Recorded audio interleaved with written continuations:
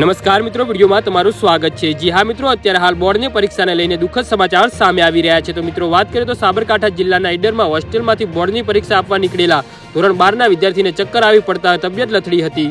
સારવાર અર્થે ખાનગી હોસ્પિટલમાં ખસેડવામાં આવતા સારવાર દરમિયાન વિદ્યાર્થીનું મોત નીપજ્યું હતું। જી હા મિત્રો, અત્યારે હાલ દુઃખદ સમાચાર સામે આવી રહ્યા છે।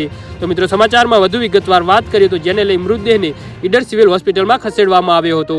આ અંગે ઈડર પોલીસ સ્ટેશનમાં જાણ કરતા પોલીસે આગળની કાર્યવાહી હાથ ધરી છે।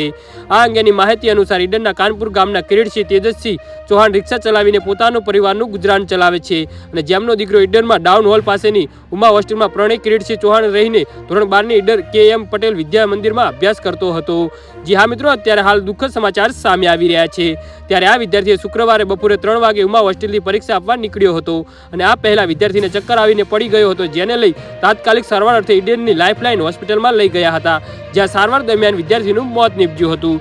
જી હા મિત્રો, તો આના વિશે તમારું શું કહેવું છે તો નીચે મારી કોમેન્ટ બોક્સમાં જરૂરથી જણાવજો। ધન્યવાદ।